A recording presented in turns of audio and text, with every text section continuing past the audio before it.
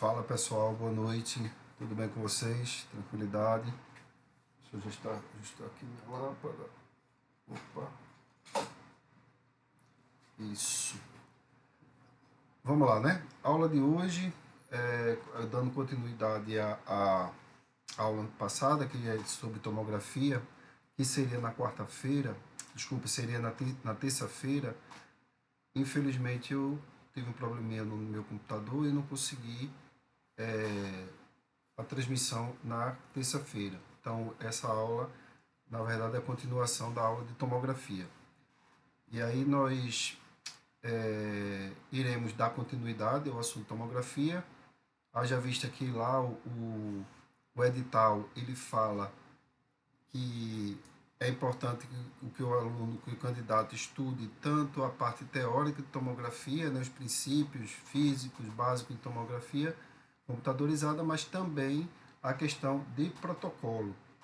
É importante também que o aluno ele conheça os protocolos básicos, né, utilizados aí no exame de tomografia computadorizada. Eu estou só olhando aqui, eu estou querendo projetar aqui minha... Não consegui.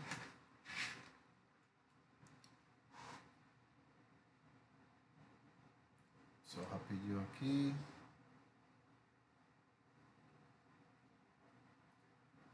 Vamos lá, tudo bem.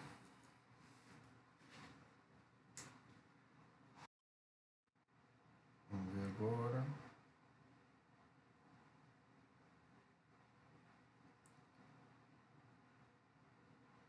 Isso. Perfeito.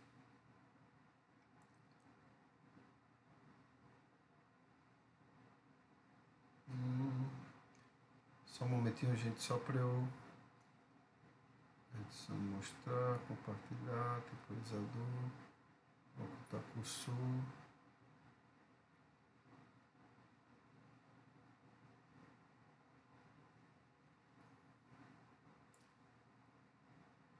Vamos lá, né? Vamos lá. Então, protocolos, deixa eu mudar aqui a tela. Deixa eu mudar aqui a tela para a gente colocar já o slide. Pronto, é isso aí. Tomografia computadorizada, falando agora de uma parte bem específica, que é a parte de protocolos em tomografia. Lógico que existe uma infinidade, uma demanda muito grande de protocolos, uma infinidade de exames, a gente vai aqui abordar os que eu considero que são mais relevantes, informações mais relevantes. A gente não vai também falar de equipamento, né? Porque dependendo do protocolo, do serviço e do equipamento, existem as particularidades para cada tipo, para cada protocolo. A gente não vai entrar nesse ponto, mas nós iremos entender algumas coisas e depois, posteriormente, nós iremos resolver questões relativas ao assunto de hoje. Perfeito? Então, como eu disse a vocês, tomografia computadorizada, falando de protocolos. E aí, antes de a gente entrar em protocolos, é importante a gente entender ainda alguns conceitos, né? Dando continuidade à aula anterior, é importante que nós tenhamos aí, claro, alguns conceitos fundamentais quando se fala de tomografia computadorizada. Então, um desses conceitos importantes é a questão do janelamento, né, das janelas que são geradas dependendo do protocolo, dependendo do exame que está sendo... Opa, desculpa, deixa eu tomar uma água aqui. Então, dependendo do protocolo e dependendo da necessidade aí que precisa se verificar, visualizar na imagem, é aplicado algumas janelas, alguns filtros, né? Então, é importante que nós tenhamos, o candidato saiba qual o conceito de janelamento, né? Quando aplicar determinada janela. O que aquela janela específica vai proporcionar? O que é importante visualizar naquele tipo de janelamento? Lembra que nós falamos da questão das tonalidades de cinza, né? os tons de cinza que são envolvidos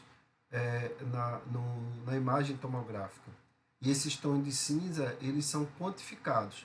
Eles são quantificados através de uma grandeza que nós chamamos de admissional, essa grandeza, né? Que é chamada de escala de Hounsfield. E essa escala, ela vai atribuir um valor para cada tons de cinza que são apresentados na imagem. E, lógico, essa escala ela tem um referencial, que nós vimos na aula anterior. Que referencial é esse? Eu tenho entre menos 1000 e entre mais 1000 e menos 1000, onde mais 1000 representa aí uma tonalidade de cinza para densidades maiores e uma tonalidade de cinza, né, valores de tons de cinza para densidades menores. E aquela densidade intermediária, aquela densidade que representa a água, por exemplo, nós classificamos como zero. Então, nós temos essa escala de Hounsfield. E para falar de janelamento, é importante que nós tenhamos em mente aqui justamente esses valores de escala de tons de cinza. Então, eu tenho aqui a primeira janela, onde eu tenho mais evidente o que nós chamamos aqui de imagens estruturas, né, em tons de cinza, né, que vão proporcionar aí a visualização não só de tecido ósseo, mas também de partes moles. E para que eu tenha esse tipo de informação, esse tipo de janelamento, eu preciso aplicar aí alguns parâmetros. Que parâmetros são esses? Nós chamamos aí de janela W e janela WW e WL. O que seria isso, professor? Seria o intervalo, né? O intervalo que esse janelamento ele vai proporcionar para representar aquela estrutura de interesse. A gente vai entender isso com um pouquinho mais clareza nos próximos slides. Então, eu tenho 3 tipos aqui de janelamento, uma de janela de mediastino, uma janela de tecido ósseo para osso, né, que aí você consegue visualizar com mais nitidez estruturas ósseas, e eu tenho uma janela que nós chamamos de parênquima, que é justamente a janela que você visualiza estruturas do parênquima pulmonar. Perfeito? Aqui nessa estrutura de parênquima a gente não consegue visualizar, por exemplo, estruturas ósseas, estruturas de tecido mole. E aí essa escala de janelamento ela está estruturada dentro daquela escala que nós estudamos na aula anterior, que é aquela escala de Hounsfield. Então lembra que eu falei para vocês, ó, o mais 1000 está muito próximo à densidade próxima do osso. Então estruturas com densidades com maior densidade, ela está representando aí, por exemplo, estruturas próximas à densidade do osso. Eu tenho o 0, que representa a minha água, estruturas que estão mais próximas à parte moles, né? E o A. E o A, que é menos 1000, que aí vão tudo que está, que tem cavidade, regiões que estão representando o A, serão representadas aí nesses valores próximos de menos 1000. Então, vocês percebam, nessa escala de Hounsfield, é justamente isso. Ó.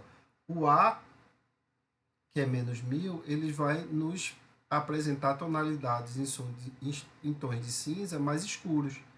Então, se você observar aqui o parênquima pulmonar, nessa escala, você consegue observar que essa região aqui do pulmão é uma região que tem uma representação de A. Está mais presente o A nessa estrutura. Quando você vai para o osso, que nesse janelamento eu não consigo identificar com clareza estruturas ósseas, porque foi aplicado aqui um tom de cinza muito mais próximo a valores próximos do A.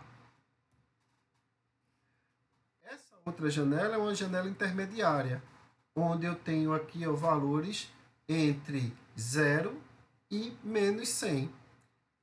E que essa escala aqui de janelamento, ela vai proporcionar o quê? Que eu visualize o A, mas também que eu visualize estruturas que representam parte mole. Essa outra janela, esse outro janelamento é justamente quando é aplicado valores entre 50 e mais 100. Ou seja, eu tenho estruturas que podem representar ou músculos ou outros tecidos e eu consigo visualizar com mais clareza o osso, ou seja, estruturas ósseas.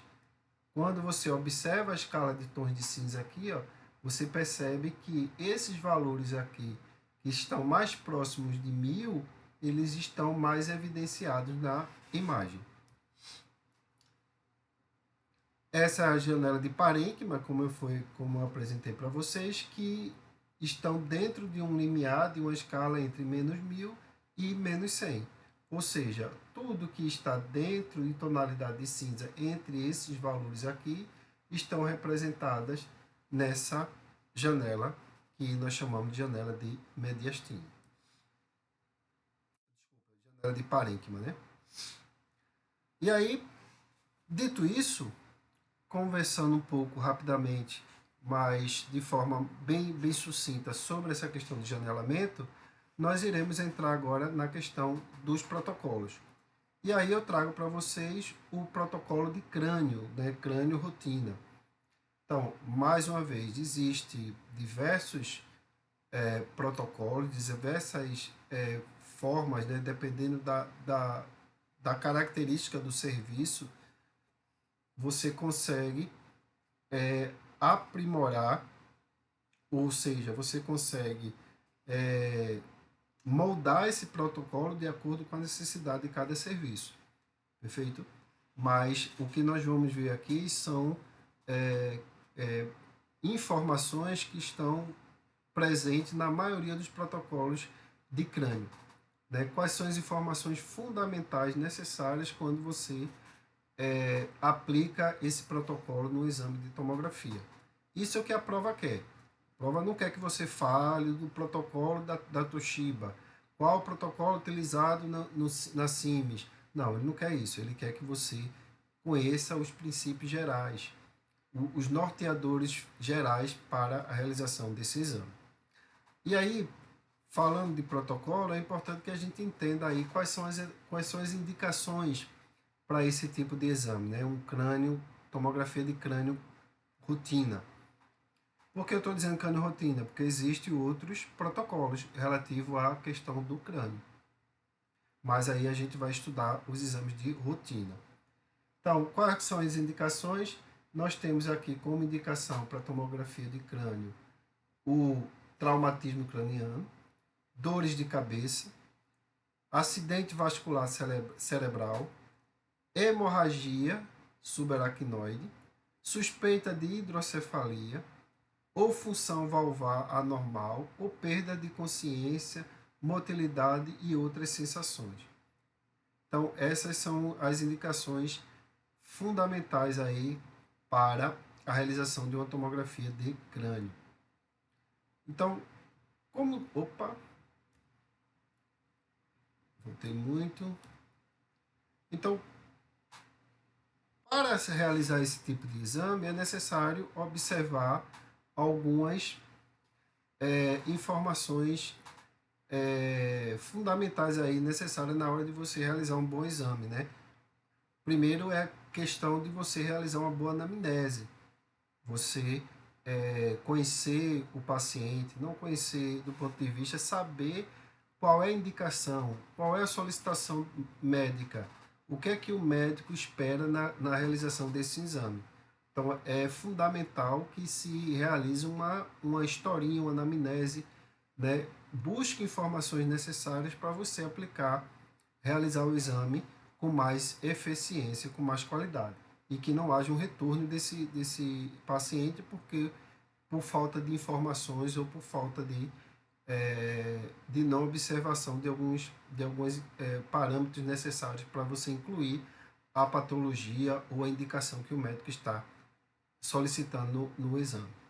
Então, é importante que todo exame tomográfico, o paciente ele entre sem nenhum tipo de objeto metálico, de nenhum objeto que possa causar um artefato na imagem, né? É importante que toda a região de interesse, a região do crânio, ele esteja livre, né, de alguns adornos, né, que nós chamamos, né? Então, tirar brinco, tirar prótese dentária, colar, isso logicamente dentro das possibilidades, né? Dentro das possibilidades. Aí eu estou falando do paciente que você consegue realizar esse tipo de procedimento, solicitar que seja removido. Paciente politraumatizado, paciente consciente, infelizmente, a gente vai realizar dentro das possibilidades da realização do exame. Então, o paciente, ele entra, né, falando da posição do paciente, o paciente ele será posicionado em decúbito dorsal, cabeça voltada para o gantry. Ah, professor, mas eu é, vi exames que em alguns serviços que o paciente entra com os pés, aí é complicado, né? A questão da varredura, a questão da exposição, mas o que se eu estou dizendo, como eu falei para vocês, o que eu estou trazendo aqui são os parâmetros gerais, né, da realização do exame. Algumas características vai depender do serviço.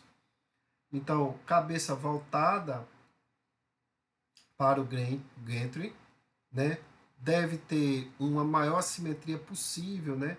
Estar ereta, queixo próximo ao tórax, né? Para você permitir que a varredura ela não haja sobreposição, o uso de algum acessório para que esse posicionamento ele seja mais adequado. Então você pode aplicar alguma espuma, algum dispositivo que possa auxiliar no bom posicionamento, né, para que a estrutura fique bem mobilizada, para que não haja rotação, para que não haja movimento na hora da realização do exame. Então, a referência anatômica é linha órbito-meatal. Então, o zero, né, a marcação dos lasers, né, do posicionamento lá no equipamento vai ser na linha órbito-meatal. A questão do scout. O scout ele é realizado um scout lateral, né, um scout lateral com comprimento por cerca aí, o comprimento de mais ou menos 250 milímetros. Então, a varredura, o scout, né, o topograma, a imagem inicial, a imagem tomográfica digital, radiográfica digital, ela vai ser realizada em lateral com comprimento de cerca de 250 milímetros. FOV. O que é FOV, professor? FOV é o campo de visão. Então, o campo de visão FOV deve estar em torno de 250 milímetros e a área de interesse, a área de exploração do exame, ela deve inserir, ela deve contemplar tanto a base do crânio ao vértice do crânio. Então, a questão professor, tem protocolos que pegam um pouco de cervical. Mais uma vez, vamos aqui entender as linhas gerais. Então, a parte de interesse, a parte que deve estar inserida no exame, deve contemplar a base do crânio ao vértice craniano. Espessura do corte, intervalo. Então, a espessura, ela deve ter, para a tomografia convencional, ela deve ter na região opa, isso aqui está me atrapalhando um pouco. Para a região infratentorial, o corte deve estar em torno de 5 milímetros a cada 5 milímetros. Então, na tomografia convencional, esse corte deve para a região infratentorial de 5 milímetros. E para a região supratentorial, a espessura do corte deve estar em torno de 10 milímetros a cada 10 milímetros. Então, a região próximo, a região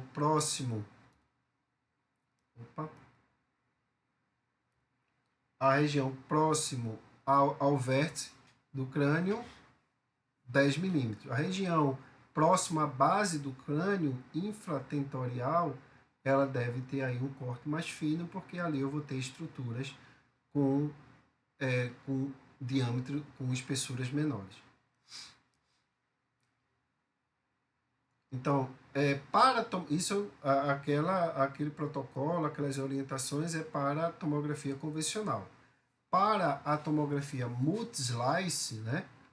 Multislice, nós temos aí a espessura e o intervalo com cerca de 5 milímetros, tanto no nível infratentorial quanto no nível supratentorial.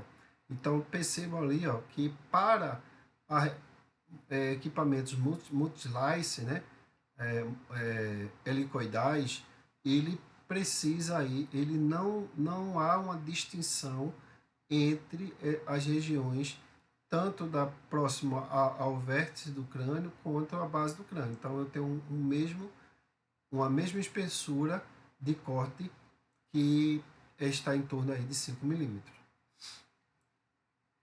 Para equipamentos de 16 canais, o tempo de rotação, né, o tempo que o gantry vai girar é em torno de 0,5 segundos. O pitch, né, o deslocamento da mesa é em torno de 0,55 e os parâmetros de disposição está em torno de 120 kV e 380 MAS. Tá bom? Lógico, isso aí pode variar um pouco de acordo com cada protocolo. Continuando aqui falando sobre a janela. Lembra lá no janelamento? Então, para a tomografia de crânio, nós temos a janela de partes ósseas. Então, tem que contemplar ali uma janela de parte óssea, onde esse intervalo, essa escala, ela vai variar entre 1.500 a 2.000 na escala de Hansfield. Para o parênquima cerebral,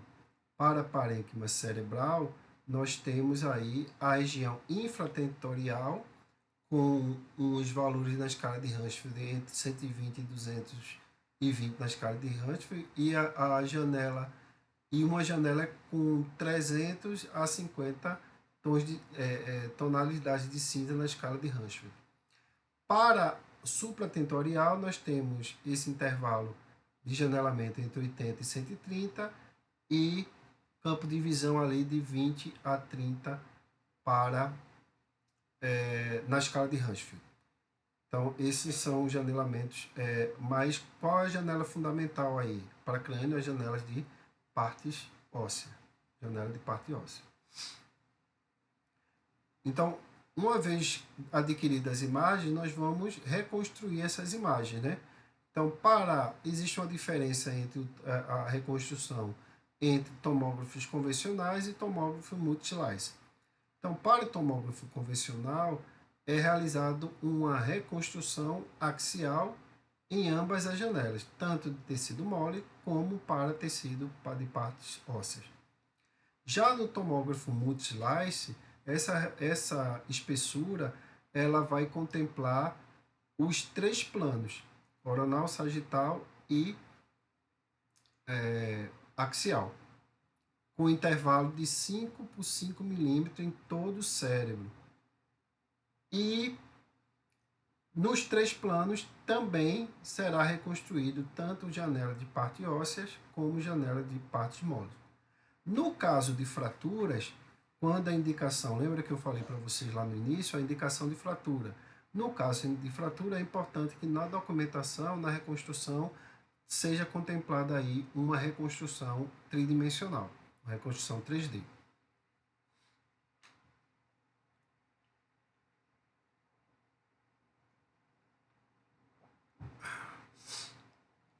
Essa aula vai ser bem rapidinha, tá? A gente não tem o que, a gente tem que seguir o protocolo e resolver as questões referente a isso. Lógico, se eu colocasse todos os protocolos aqui de todas as regiões, a gente ia passar uma eternidade falando. Mas, mais uma vez, a gente vai discutir os principais, os que são mais cobrados nas provas. Aí nós temos a imagem do posicionamento, onde aqui eu tenho a região infra-órbito metal, onde será o meu ponto de referência para aquisição, para varredura. Temos aqui um outro plano, a imobilização do paciente, né? Então, esse suporte que geralmente os equipamentos eles proporcionam, com uma devida simetria, para que não haja rotação da estrutura, e aí você realiza a varredura. Nós temos aqui a imagem onde eu tenho a espessura do corte, como eu falei para vocês. Então, nesse equipamento aqui eu tenho cortes mais próximo ao vértice do crânio, com em torno de 10 milímetros de intervalo aqui do corte, e para regiões próximas à base do crânio, com espessuras em torno de 5 milímetros. Já no equipamento multislice, né, eu tenho espessuras do corte com o mesmo intervalo, com o mesmo diâmetro, né? Espessuras com em torno de 5, lógico. Aqui vocês estão percebendo que existe aqui um corte mais fino ainda, mas considerando um equipamento multislice, você vai realizar o intervalo de corte com a mesma espessura.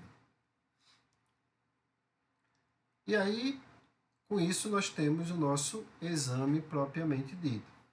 Eu tenho à esquerda o nosso scout, e à direita eu tenho a varredura contemplando aí tanto a base do crânio como a questão do vértice do crânio. A questão essas são a área de exploração, né, que eu chamei, a área de interesse que deve ser realizada, que deve ser contemplada na tomografia de crânio.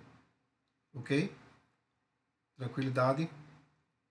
Aula bem rapidinha hoje, mas importantíssima para a gente avançar no nosso conteúdo, né?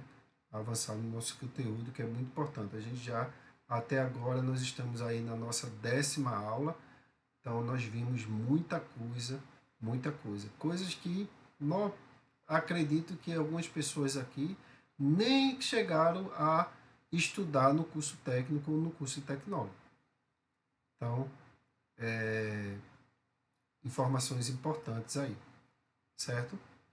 Vamos lá? Podemos avançar? Vamos embora. Próximo é rotina do tórax, protocolo de rotina de tórax, né? Exame de rotina do tórax, tomografia computadorizada. Quais são as indicações para esse tipo de exame? Então, nós temos aí alterações descobertas, né? Uma radiografia, o paciente realizou uma radiografia, tem um achado ali que deve ser avaliado com mais detalhe, então eu vou solicitar uma tomografia de tórax para esse paciente. Avaliação de suspeita de alguma patologia torácica oculta, estadiamento e acompanhamento de carcinoma pulmonar e outros tumores torácicos secundários. O paciente deve estar, em caso de uso de contraste, em jejum de 6 a 8 horas e trazer aí o exame da função renal. Lógico, vai realizar o exame, tem que remover todos os objetos metálicos da região do tórax, do pescoço, que é importante. O paciente ele vai estar na posição de supino, cabeça voltada para o gantry e com os pés voltados para o gantry, dependendo do protocolo, dependendo do tipo de exame que vai ser realizado. Então, pode entrar com a cabeça no gantry ou pode entrar com os pés voltados para o gantry. Os braços elevados acima da cabeça para tirar a sobreposição da região torácica, e deve oferecer algum suporte, um travesseiro, alguma coisa que cause um conforto melhor para o paciente. Ponto de referência, né, para a varredura deve ser a articulação externo-clavicular, que é o ponto de partida ali da varredura. O scout ele deve contemplar, ele deve ser em posição em um scout antero-posterior, com comprimento de 350 a 500 milímetros de espessura. O FOV, né, deve estar em torno de 350 a 420 milímetros, campo de visão. Então, o que deve ser visualizado, o que deve estar contemplado numa tomografia de tórax de rotina? Desde os ombros, né, da região da clavícula, até os polos superiores dos rins. Então, logo abaixo, na região do diafragma. É importante, mas um pouquinho abaixo. Então, deve contemplar aí a questão, logo os polos superiores do rins até a região da clavícula, né? Acima dos ombros. Lógico, uma margenzinha de segurança. É sempre importante você observar isso para que não corte estruturas. A espessura do corte, para a área da lesão propriamente dita, ela deve ter aí uma espessura de em torno de 3 milímetros. Para toda a outra região do tórax, 5 milímetros é a espessura do corte. Nos equipamentos multislice, a varredura para equipamento de 16 canais, né, terá um tempo de rotação do gantry de em torno de 0,75 segundos, um deslocamento, um pitch de 1,5 e os parâmetros de exposição em torno de 120 kV e 100 MAS. Lógico, isso que pode variar de acordo com o protocolo, de acordo com o paciente. Janela. A janela ela precisa ter uma janela de mediastino, em torno de 350 a 500 tons de cinza, tonalidades na escala de Hansfield. Uma janela pulmonar e uma janela de tecido ósseo. Então, eu tenho 3 janelas aí. A janela de mediastino. Janela de mediastino, eu vou ver o quê? Estruturas ósseas e tecido mole. Janela pulmonar, parênquima pulmonar. E janela de ósseo, logicamente, tecido ósseo. Então, nós temos aí o scout, né, contemplando tanto a região da parte acima dos ombros até a região abaixo do diafragma, próximo aos polos renais. E à direita, nós temos aí a realização do exame, né, da varredura propriamente dita. Lembrando que a aquisição das imagens, a aquisição da tomografia, ela é em axial. E a reconstrução ela pode ser tanto no coronal como no sagital. E aí o próximo protocolo seria existe outros, uma infinidade, uma diversidade, na verdade, infinidade não, uma diversidade de protocolos para a região do abdômen, para o estudo do abdômen. O que eu vou trazer aqui para vocês, que eu acho que é relevante, é a questão do abdômen trifásico. Então, nós temos para esse tipo de protocolo a indicação de suspeita de massa hepática, tumor maligno com metástases hipervasculares, hemangioma, pancreatite aguda, ilhotas de células tumorais, além de diversas outras possibilidades, obstrução, uma série de outras indicações. Então, como é que será realizado esse exame? Ele é realizado em 4 fases. Apesar de se chamar trifásico, ele é realizado em 4 fases. A primeira fase é a digitalização sem contraste. Então, eu tenho o scout e eu tenho a varredura da região do abdômen sem a administração do contraste. Por que isso? Porque primeiro eu vou visualizar as estruturas para ver se tem algum achado, alguma informação relevante. E segundo, que eu vou planejar o meu exame em cima daquela imagem digitalizada sem contraste. A segunda é a fase arterial. A terceira é a fase venosa, ou também chamada de fase portal, e a quarta é a fase tardia ou fase escritura. Então, nós temos aqui o planejamento desse tipo de exame. Eu tenho a fase, a primeira fase, né, onde eu contemplo tanto a questão do abdômen superior, com as cúpulas diafragmáticas, né? Eu tenho exatamente o posicionamento de abdômen superior. Na segunda fase eu tenho aí a região do abdômen inferior, na região portal, e na fase escritura nós temos aí o panorâmico, né? Todo o abdômen, tanto o abdômen superior como o abdômen inferior. E aí eu vou contemplar a fase escritura nesse protocolo trifásico. Aqui nós temos o scout do lado esquerdo e do lado direito a aquisição das imagens. Vocês percebam que está com contraste aí, mas a gente não vai tocar na questão, como é que vai ser a fase do contraste, mas é importante que você visualize que todo o exame foi contemplado de acordo com o protocolo que foi estabelecido. Tem uma parte do tórax pulmonar, e aí eu tenho os rins, eu tenho a parte inferior ali do abdômen, e aí esse é o nosso abdômen trifásico. Pessoal, como eu disse a vocês, voltando aqui, é uma aula rápida porque a gente não tem como falar descrição do exame, do protocolo.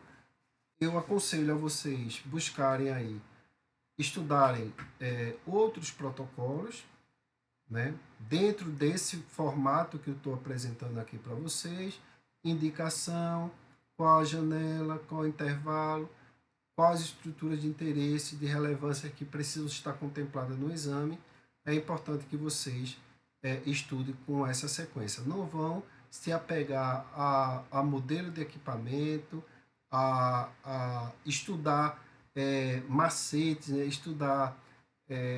Tem pessoas no YouTube que eu faço dessa forma, eu faço de outra. Cada um vai ter a sua particularidade, a sua experiência. O que a gente precisa levar para a prova não é o jeitinho brasileiro, não. É o que é normalmente, universalmente cobrado para esse tipo de exame. Perfeito? Com isso, a gente entra aqui na nossa prática, né? Então, a gente precisa praticar, a gente precisa ver, visualizar, entender como é cobrado essas informações em prova de concurso. Então, para isso, nós temos a primeira questão aí. A tomografia computadorizada de alta resolução do tórax surgiu fundamentalmente para avaliar algumas patologias do tórax, em especial as dos pulmões, com alta qualidade de imagem. Sobre o referido exame, analise as afirmativas abaixo. Então, ele quer, o que é que essa questão quer? Quer que você verifique o que é que cada afirmativa dessa está trazendo de informação correta ou incorreta. Primeiro, a reconstrução da imagem é feita utilizando algoritmo de alta frequência espacial. Perfeito. Então, eu tenho aí uma alta frequência, eu tenho uma imagem aprimorada, uma imagem que vai me dar uma possibilidade do ponto de vista de resolução espacial com uma alta, uma capacidade grande de visualizar informações relevantes ali no exame. Então, essa primeira afirmativa ela está correta, porque na parte de reconstrução eu tenho a possibilidade de você ter aí uma alta frequência espacial. Segundo, algumas vezes podem ser solicitadas imagens com o paciente em posição de pronação, ou seja, decúbito ventral. para distinguir densidades dependentes de fibrose posterior. Então, mais uma vez, isso aí também está correto, né? Qual é a rotina? Qual é a rotina? Decúbito dorsal. Mas, em alguns momentos, o paciente, dependendo da indicação clínica, você pode posicionar o paciente em decúbito ventral. Terceiro, então nós temos aí, vamos por eliminação. Se o primeiro está correto e o segundo está correto, nós temos aí como alternativa a letra A, nós temos como alternativa a letra B e eliminamos aí a letra C, a letra D e a letra E. Então, vamos trabalhar para otimizar o nosso tempo, nós vamos trabalhar com essas duas alternativas. Então, seguiremos aí. Terceiro, é um tipo de exame feito com cortes muito finos, cerca de 1 centímetro, e que normalmente são realizados sem administração endovenosa, endovenosa de meio de contraste. Pode ser realizado sem meio de contraste? Pode. Mas qual o erro aí que está nessa afirmativa? Que a espessura do corte não é em centímetros, e sim em milímetros. Então, a questão está errada, porque ela traz dizendo aqui que a espessura do corte é em centímetros.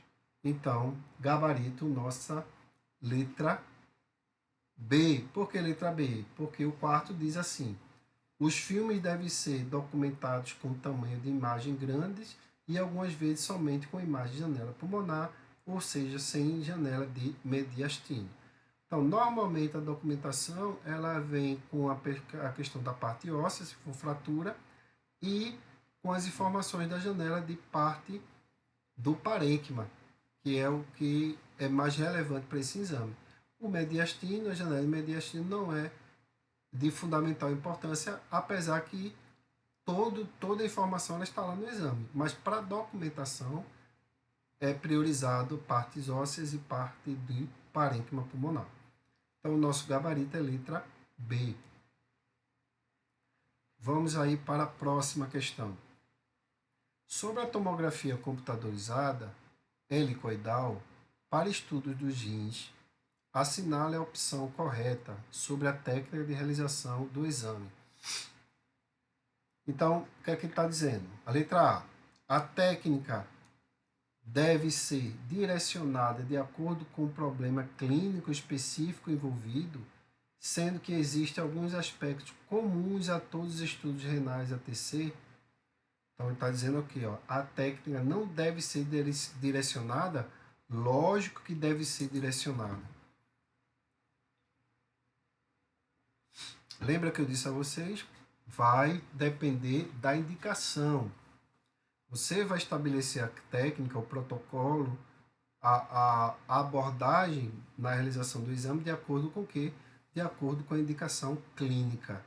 Então, a técnica deve ser direcionada de acordo com o problema clínico. Então, letra A não é a nossa questão correta. Letra B.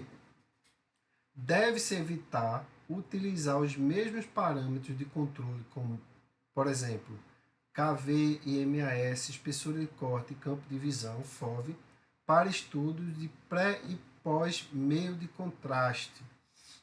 Então, ele deve-se evitar utilizar os mesmos parâmetros de controle. Então, deve-se utilizar, deve-se evitar ou deve-se utilizar? Então, ele não é evitar, deve-se utilizar sim os parâmetros de controle. Letra C. Os exames devem ser sempre realizados com o uso de meio de contraste iodado com administração endovenosa. Não está correto porque não é sempre realizado o exame com meio de contraste. Vai depender da indicação, se utiliza ou não meio de contraste. Letra D.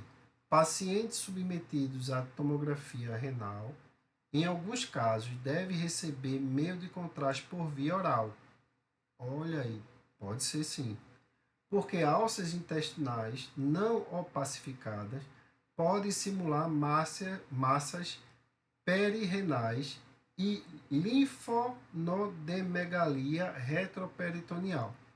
Então, essa é sim uma indicação que você pode realizar no exame de tomografia do tomografia para regiões a região renal, né? Então nós temos aí que pode ser sim utilizado em meio de contraste via oral. E a letra E não está correta porque ele diz assim: em casos de tomografia trifásica, os pacientes devem receber meio de contraste via oral nas seguintes fases: córtico medular, retrografia e escritura. Então, essas fases existem sim para tomografia renal. Porém, a administração de contraste para a realização dessas fases é endovenosa, não é via oral. Perfeito? Então, o gabarito, como vocês viram aí, é letra D. Mais uma. Para os exames de crânio com topografia lateral, a orientação dos cortes transversais, para os exames de crânio com topografia SCALT, né, lateral e orientação de cortes transversais, tais cortes devem ser iniciados e terminados do foramen magno ao vértice. Então, essa aí é a área de exploração, a área de interesse. Eu tenho foramen magno ao vértice, base do crânio ao vértice do crânio. Então, essa aí é essa afirmativa está corretíssima, né? Então, da base do crânio, foramen magno, até o vértice do crânio. O protocolo para tomografia de abdômen de rotina geralmente inclui uma varredura que se estende do diafragma às cristas ilíacas, certo ou errado? Então, qual é a área de exploração da tomografia de abdômen? Nós temos aí a região do diafragma até a região da crista ilíaca.